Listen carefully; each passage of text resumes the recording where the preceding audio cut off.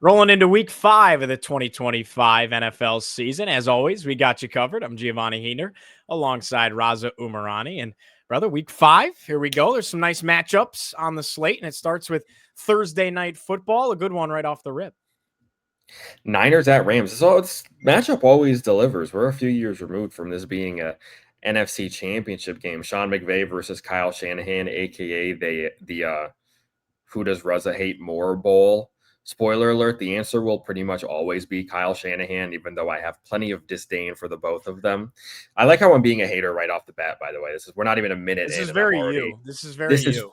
yeah. But I mean, listen, and people are always like, oh, why do you hate them? You're the one who let them go. First of all, I'm not the one in the building making those decisions. Second of all, Kyle Shanahan was partially the reason why RG3 stayed in that playoff game in 2013. And third of all, even though we had our best offensive season arguably in franchise history, at least in the last 25 years in 2016 under Sean McVay, it was his play calling, which is the reason why we didn't even make the playoffs that year. So let me get my game off in peace. In any case, Giovanni, the 49ers are decimated by injuries in this game.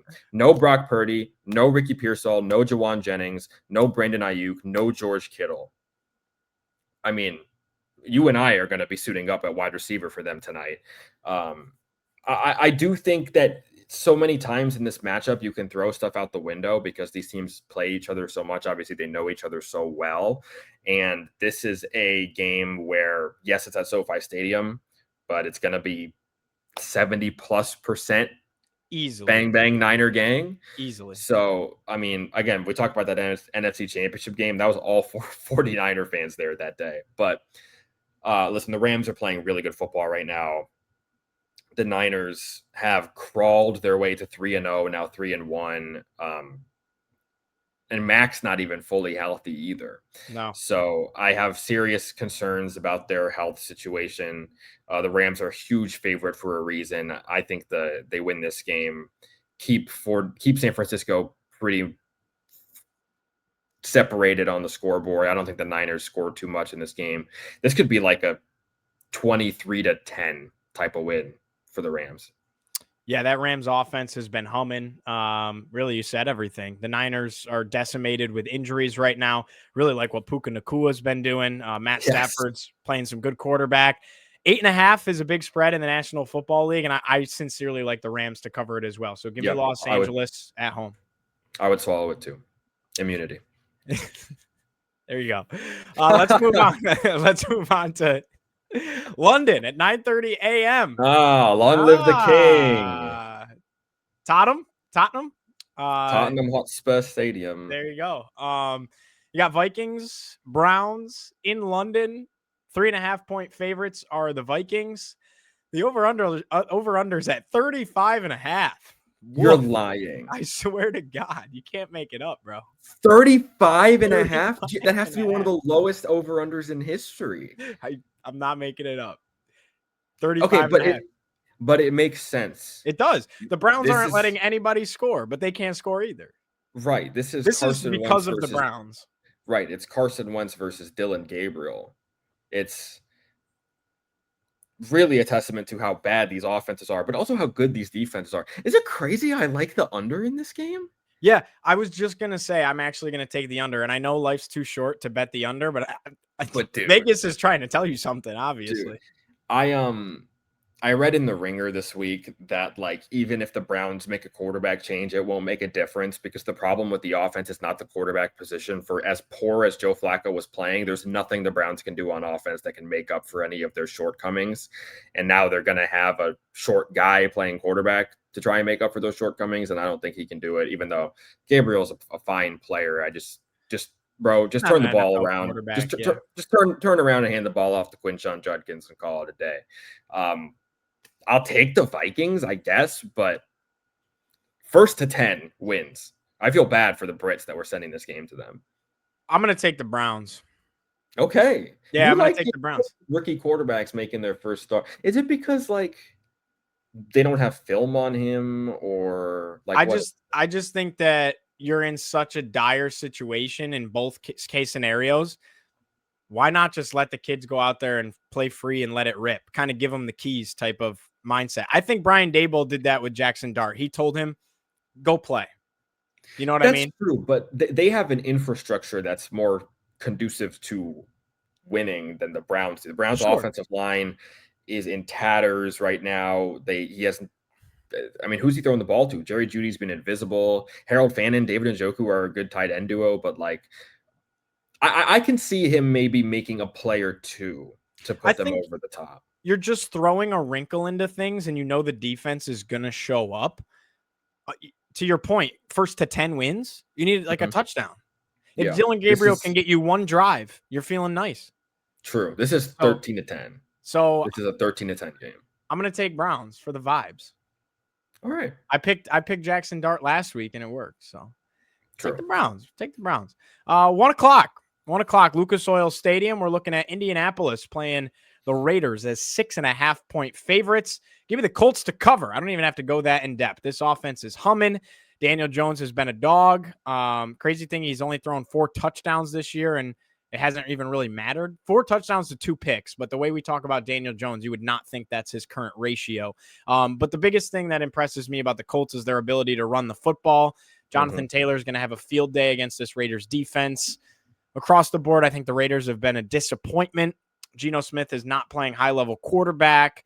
It feels like a couple of times you could point to Pete Carroll losing a coaching battle so far this year. So plain and simple, I like the Colts to win this game, especially because it's at home, and I'll take them to cover the 6.5 because when it's close to a touchdown and it's under a touchdown, give me the touchdown. Yeah, and if I have to hear one more time about Pete Carroll's record when he has to travel to the Eastern time zone, I guess this one's in Central, but it Who doesn't cares? That's even matter, coincidence. dude. Exactly, and like he's a shell of the coach that he once was. We talked about it earlier this week. That team's a mess. I think the Colts roll here. They're my survivor pick this week.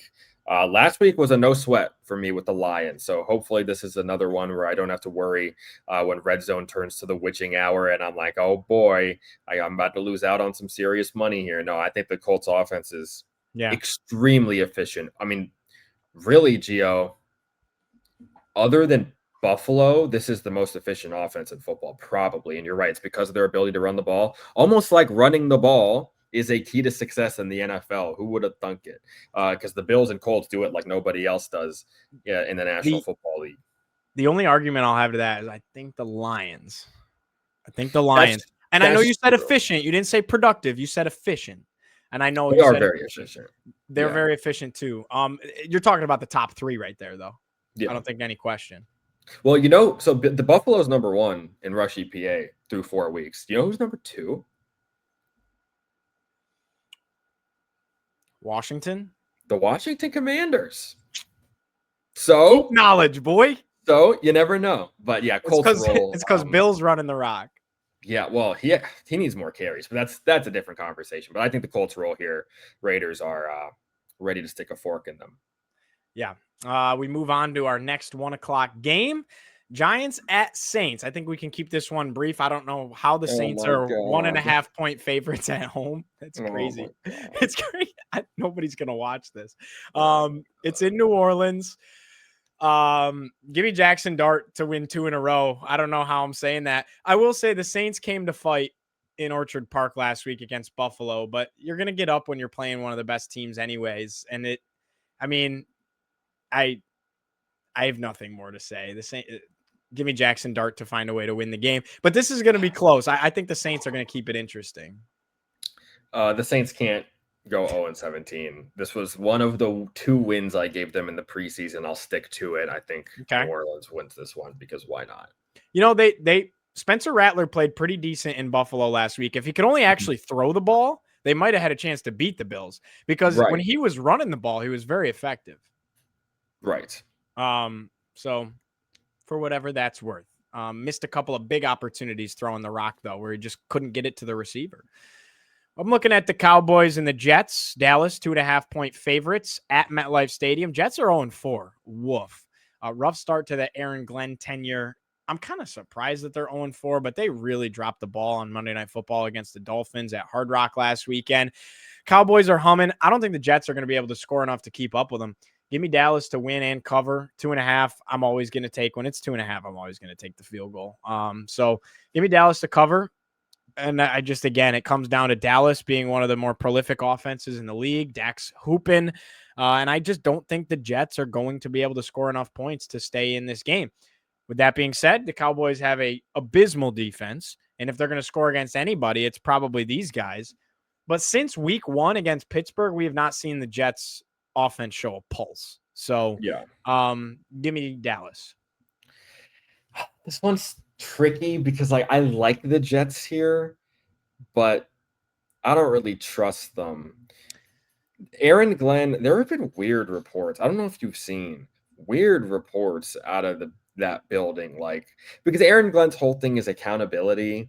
Yeah. Like remember that the guy that fumbled the punt against the Steelers or the kickoff, they cut him the next day. Right. Like, and that's cool and all, but this is professional football. Like guys are gonna make mistakes.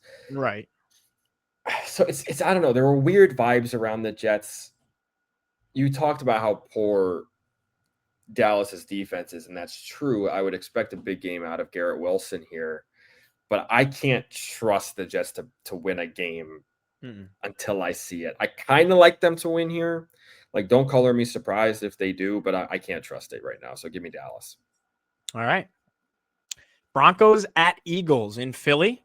Eagles are 3.5-point favorites. Over-unders at 43.5. Man, I like the Broncos to keep this thing close. I almost like them to cover, but the Eagles just keep finding a way. And I'm going to kind of follow your trend until proven otherwise. Ride with Philly. I'm going to ride with Philly in this one, especially because it's at Lincoln Financial Field. I think if we were going a mile high, I'd maybe think otherwise. And we still haven't seen it out of Bo Nix. It's getting there, but we still haven't seen it out of Bo Nix. So give me Philly. Would not be shocked if it came down to a field goal, but give me Philly. Yeah, you said it. It's Philly until proven otherwise. That's our mantra over on this side. The only thing I'll say about this game is if you like watching high-level quarterback play, don't flip to Don't watch. CBS. I knew you were going to say that. You cracked me It's up. True. It's true. Who's the better quarterback in this game? I don't even know. It's probably Jalen Hurts, but it's Jalen Hurts because he adds the element on the ground. Who's been the better quarterback in 2025? I don't know. Will AJ Brown catch a pass this week? Whom's to thunk it? I want to say really quickly, I like the way AJ's handled the media this week. He's saying all the right things. 100%. I don't think contrary to popular belief, I do not think AJ Brown's a diva. I just think he's a weirdo. Oh, I definitely do. You think he's a diva? 100%. He's reading a book on the sideline in a playoff game because he's not getting the ball. Like, I don't know. I think you're reading into it differently. I read into it differently. He was reading a book. Pun fully intended. I read into it differently. Oh, I mean, listen, I have a lot of respect for AJ Brown. If you know AJ Brown's story, like, it's impossible to not root for him. The kid's been through a lot. He's older than me. The guy's been through a lot. Yeah. So ton of respect for AJ Brown, but I think most wide receivers are inherently deep. It comes with the territory a little bit. No, I think he's coming at it from a different place. I think it genuinely sparks him up to he like they were struggling. He was struggling, needed something to pull him up. Like sometimes you need a song or something, you know what I mean? And I just think that's his outlet. And I think he's kind of beats to his own drum in a way. And I think it comes off as diva-esque. And I don't think that's how it's meant.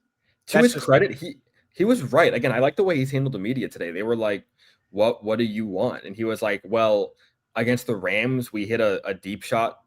Jalen hit me on a deep shot, and it opened up the offense for the rest of the game. Not just me. It was Devontae and Dallas and everybody else. So he's like, when I get involved and I kind of take attention away because he knows the gravity that he has, it opens up the rest of the offense for everybody else. Jalen Hurts didn't just not complete a pass to AJ last week in the second half. He didn't complete a pass to anybody except for the turf in the second half of last week. So he has a point.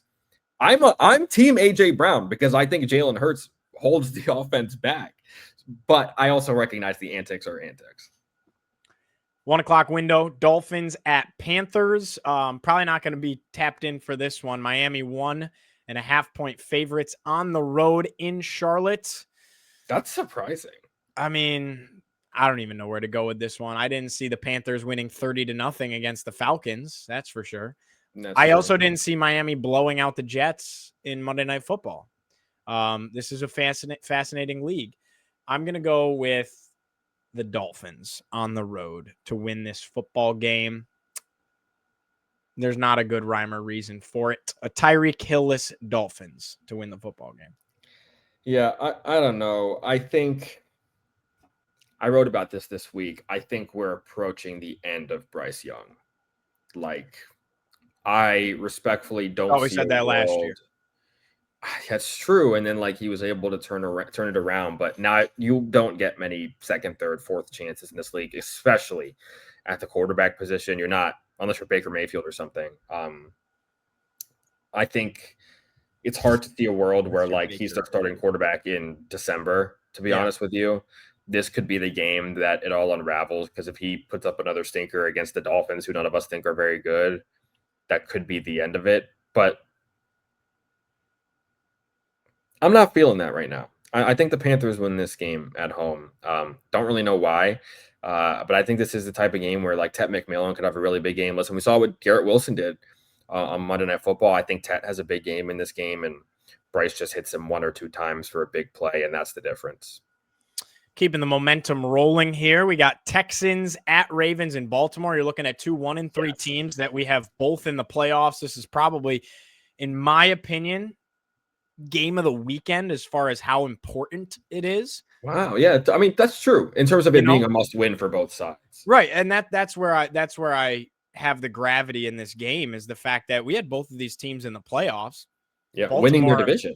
For me, as the 2 seed, you had Baltimore as the 1, I think, or do you have Kansas City? I had Kansas City as the regardless.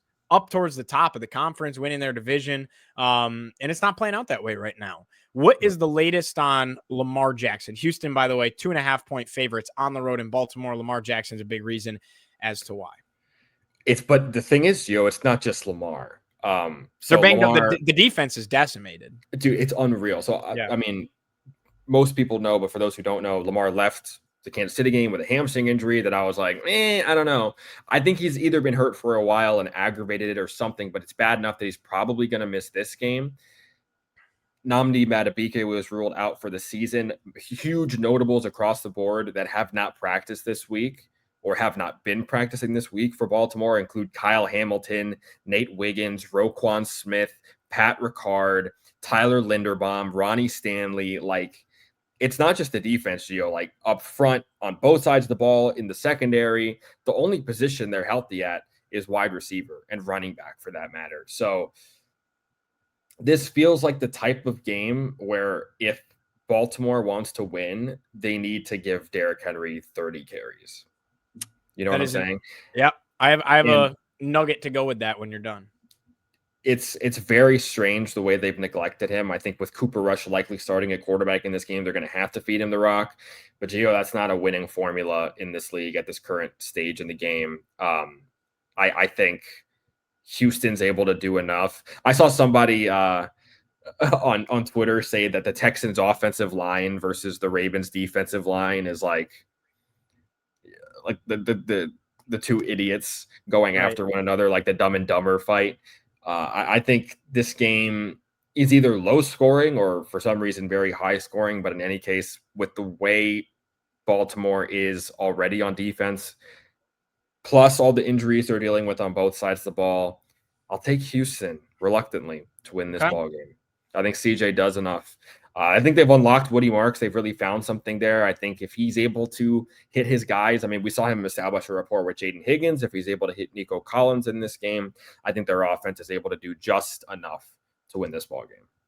So Dan Orlovsky put out something really, really fascinating earlier today. Really encourage you to go check it out because he gives a little more of an in-depth explanation to it.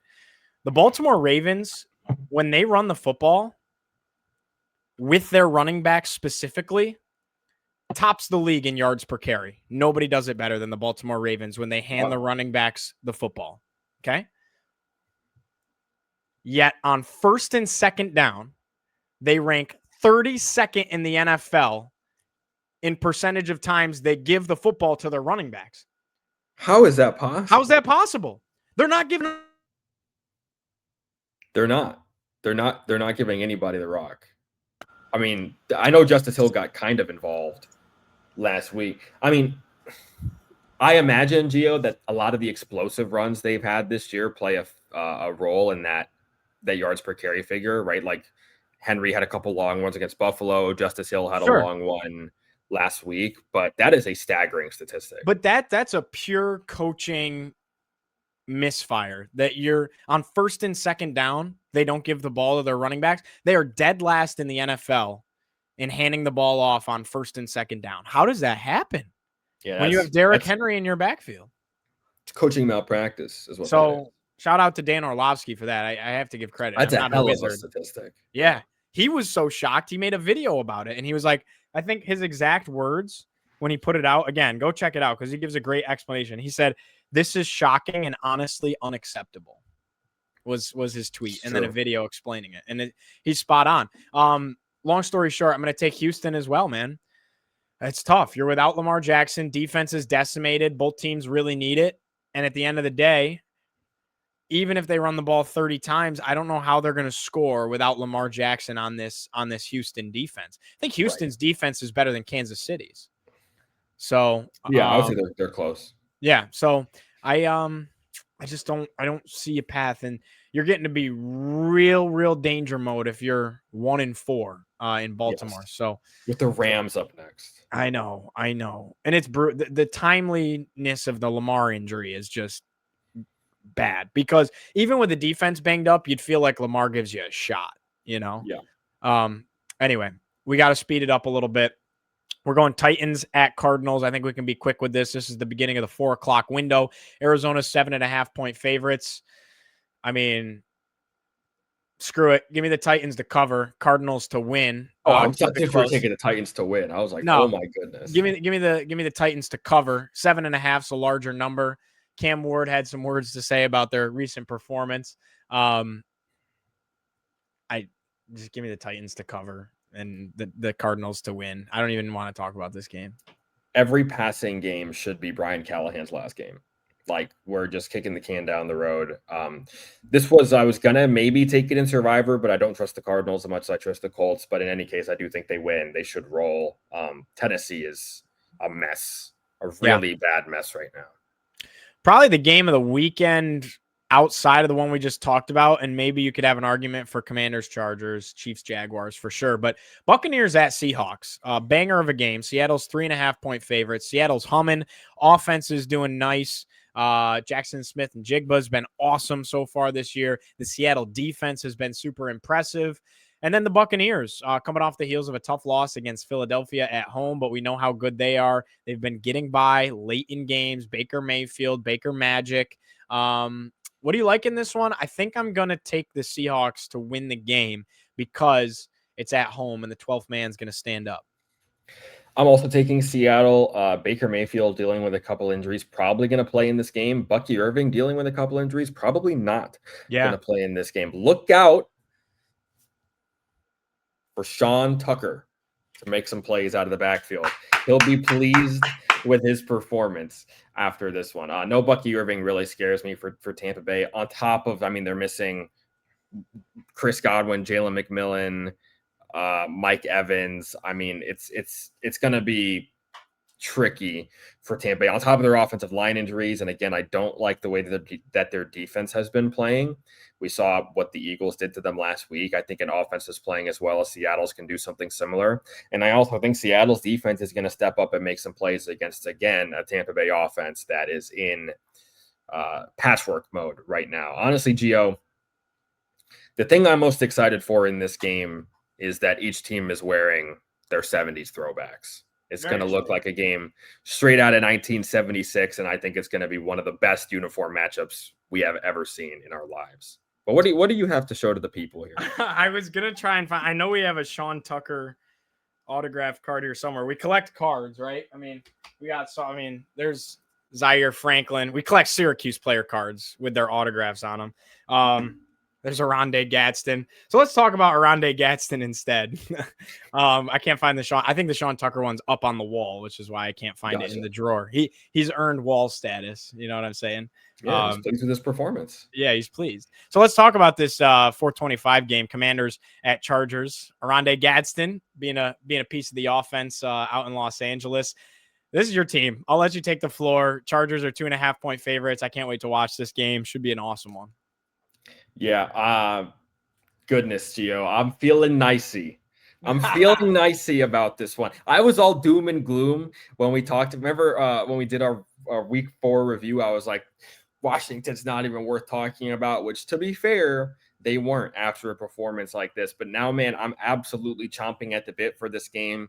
And there's one big reason why, and he wears number 5, and he's going to be back out there. I was so fired up, Gio, listening to Cliff Kingsbury talk to the media earlier today, because he was like, we were going to wait to put Jayden back out there until he could be Jayden again. And I'm like, oh, snap. He might not have any limitations or anything. He's been wearing a brace in practice, which spooks me a little bit. Could be precautionary, though.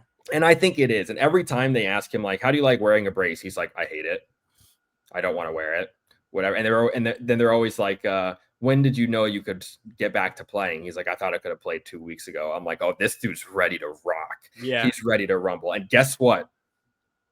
It's his homecoming, his first game back in Southern California. He said he's going to have a bunch of people at the game. I said this yesterday as a joke, but it's kind of true. My boy ain't going to lose in front of all the baddies and all the friends and family that he's going to have at SoFi Stadium. Commander fans are going to invade SoFi Stadium. I know that for a fact. And I know what you're thinking. Reza, the Chargers are 3-1. They're really good. You love Justin Herbert. I do. But they're going to be without their two all-pro starting tackles, essentially. Their interior offensive line is a mess. And if we have any strength on defense, it's the front. If they can penetrate and get pressure with 4 enough, which is such a huge ask at this point with the way our defense is playing, but just rattle Justin Herbert a little bit and contain Omari and Hampton, I guarantee you, Jayden Daniels can do the rest, okay? My friend dropped an absolute bar on Sunday after we lost to the Falcons, and it's stuck in my head ever since. The best defender Washington has is Jayden Daniels, because he's the great eraser. It doesn't matter what happens on defense, because he's able to make up for it with what he does on offense. So if this game is played on ice skates and it's 1st to 30, I like our chances because we have Jayden Daniels. And whereas previously I was worried about the knee injury, what they're saying and what he's saying gives me confidence that they're going to let him loose. And I think he's going to need to play a really good game, Gio, because still maybe no Terry McLaurin, still maybe no Noah Brown. Deebo Samuel's on the injury report this week with a heel issue that's popped up. If Washington's without their top 3 wide receivers in this game and you're trotting out Jalen Lane, Luke McCaffrey, and Chris Moore, a lot of the onus is going to be on number 5. And despite that, I still like our chances in this one. I know the Chargers have a very good defense, but 5's the difference maker, and we have to have this one. We have to have it. I think he gets it done in his homecoming at SoFi. Well, you got me convinced, so I'll take him as well. Yes! This is why you let me go first. This man should run for mayor. Plus, call God Jalen Lane, book it. Anytime touchdown. Oh, I like that. I like it. Listen, Jalen Lane. I should say this just to get it off my chest, okay? Our secondary is pure barbecue chicken. All right. You know the video of Shannon Sharp in front of his like Thanksgiving meal? He's like cornbread, oxtail, collard greens, fried catfish, mac. That is Marshawn Lattimore, Mike Sanders, still the whole gang back there right now. And Quentin Johnston's having a really good year. Ladd McConkey's bound to have a bounce back performance one of these times. But again, if this game is 1st to 30, I think Washington wins it. I think it's going to be high scoring. I like the over, and I like Jayden to get back on the map and show people, hey, y'all are talking about Drake May, Caleb Williams a little bit this year. You got to remember, I'm still here. So I'm stoked. I can't wait to watch my boy hoop again. And if we lose, I'm going to be in tatters. Yeah. I don't. I'm going to have to send wellness checks your way. But you know me. I'm a realist. Okay. I'm 4-0 predicting our games this year. So you did pick them to lose last week. So I know kind of when the chips are down, and right now I'm feeling like even though the chips are kind of down, I can't underestimate the impact that Jayden has on that field. I love it. I love it. All right, let's fly through the rest of these bye weeks for the Falcons, Bears, Packers, and Steelers. I think this is going to be a quick one here. Cincinnati's going to host the Lions on Sunday. Detroit's 10.5-point favorites. Give me Detroit to cover that. I'm sorry, 10.5. I know, but I just the Bengals are not going to score a point. They might not. I mean, they're going to score, but I don't see them scoring any more than 10, single digits for sure. Dude, this is like on game day where they pick against the spread. Yeah. And I like the Lions to cover as well. This is going to be a bloodbath. Lions win by a bunch. Glad we're in agreement there. Sunday Night Football. Let's talk about the Buffalo Bills. We're in the Blizzard rivalry unis against the New England Patriots.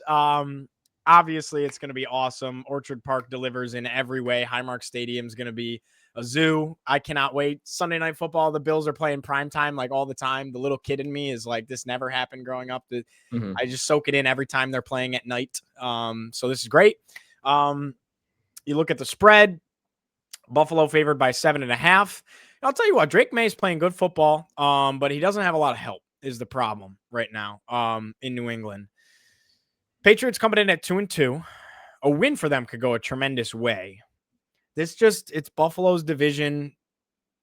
They get up for the division games. The only team in the division that gives them fits is the Jets. It's not the Patriots. Yeah. And Nick, you can look, and you can't even go game by game for me because they always play New England at the end of the year, and half the time it's week 18 and they rest Josh anyways. Like last year they lost to the Patriots and Josh took a knee on the first snap just to keep the starting streak alive. And that made the Patriots fall from the first pick to the fourth pick. So that was kind of a tactical move by McDermott over there. Exactly. So I just think Buffalo rolls. Like when in a night game does Buffalo not deliver?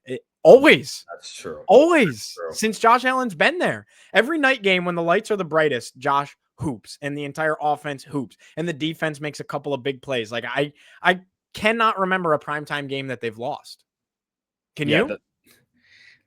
Not with fans. Like I remember them losing on Thursday Night Football against Kansas City in the COVID year. That doesn't even count. That doesn't count. Like no. I can't recall. I mean, they even went to Arrowhead in 2021 and won on Sunday Night Football. Where that lightning delay happened. They always win. 10.5 is a big number. I mean, just give it to me. I like it. Just give me Buffalo. They're running the ball so well. 10.5-point favorites. I'm sorry, 7.5. Pardon me. Well, I was going to say that's 7.5. My mistake. My apologies. 7.5. So even more so, I'm taking it. Yes. You just gave me 3 points in my brain. So yeah, give me Buffalo. They're running the ball so well. It's so impressive. They score 30 points when Josh doesn't have to do a thing and doesn't account for a touchdown. They've scored 30 or more in every single game this season, including last week when they didn't even have their fastball, so to speak. Khalil Shakir's a monster.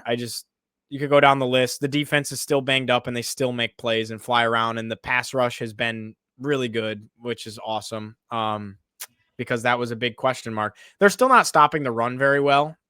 And I don't think it's going to matter against New England because Drake May is not going to be the one running the football.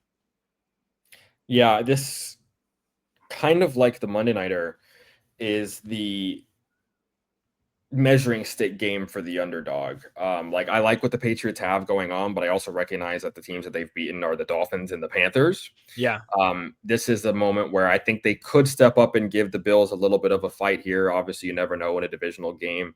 I'm definitely not taking the Patriots to win. I think the Bills do win this game. I'm just more interested to see what version of the Patriots we get. Is it the Patriots that have shot themselves in the foot and kind of laid down and died against the Steelers and the Raiders, or the Patriots that take advantage of a team's defensive shortcomings like against the Panthers and against the Dolphins? Yeah, probably somewhere in the middle, but this is the biggest game of Drake May's career thus far, and all of the spotlight will be on him. So fascinated to see how they handle it. But in any case, the Bills win. But if the Patriots win, that would be very, very eye-opening. It would. No question about it. Last one. We're super, super pressed for time. But we got Chiefs at Jaguars. Really big game. Monday Night Football. Jaguars are playing really good football as of late. 3-1 on the season. We felt like, okay, how good are they playing? And then they won again last week. And we're like, all right, I think the Jags are kind of onto something, right? Mm-hmm. And then the Chiefs, of course, they looked like themselves again. So this is a big game, Monday Night Football. I'm really excited to watch this one in Jacksonville. ETN's playing awesome on the ground. Patrick Mahomes felt like a return to form type of a game against Baltimore. Now Xavier Worthy's back into that offense. Who you like? Again, measuring stick game for the Jaguars. Their defense is playing really well. I could see this one being a little more low scoring. But again, I need to kind of see the underdog get this done in this type of moment. I'll take the Chiefs to win. Like you said, Xavier Worthy being back makes all the difference in the world, and their defense is also playing well. But if the Jags can keep it going, man, if they can keep that ground attack going and again keep forcing turnovers on defense, it's going to make for an interesting one. So very fascinating game. I think the Jaguars have a real shot, but I will take the Chiefs. I think the Jags have a really good shot. 3.5 points.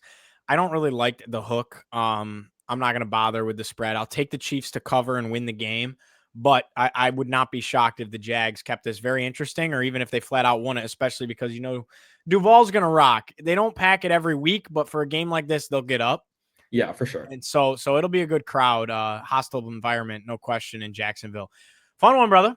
Where can they find us really quick? All social media platforms at Got It Covered FB. You can find us Instagram, TikTok, Twitter, etc., etc. Appreciate all the love and support that everybody's given us lately. Again, more and more content is coming your way, so please stay tuned. Stay with us. We're going to keep on rocking and rolling as the calendar flips to October, and it's going to get spooky, but not on this side. We're going to keep having a lot of fun. Go Bills.